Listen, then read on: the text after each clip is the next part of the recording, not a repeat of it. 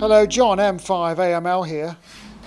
To build the diode ring mixer, we have to make two trifilar wound transformers. First time I've ever done it, so I twisted the wire using a drill and a vise and then wound the wires around the toroidal core and then stripped and tinned the ends of the wires.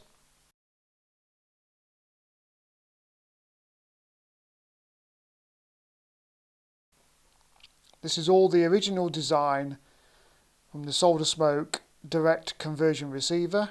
I made a PCB which looks a bit messy because I had lots of problems transferring the design to it on this one.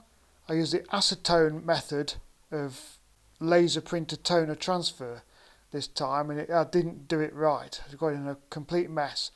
The PCB looks messy, but it still works. Now onto the bandpass filter. There's the transformer, or one of the transformers.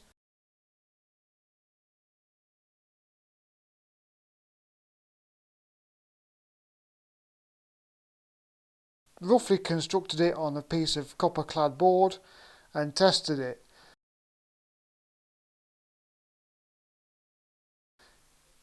Turning the trimmers, we can adjust the characteristics of the filter ever so slightly and tune it how we want to.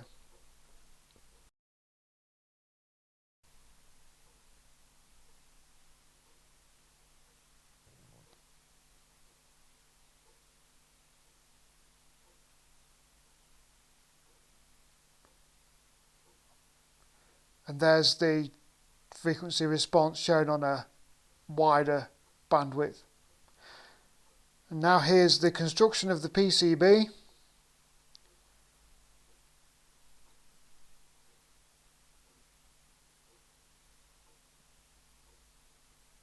Now I added those two SMA connectors just for testing purposes, but they were removed when the PCB was incorporated with the rest of the design. I wasn't happy with the passband characteristics once it was made with a PCB, so I removed two of the parallel capacitors and added an extra 10 picofarad across the series capacitor. And you can see that the passband is really wide, and that's just what I wanted.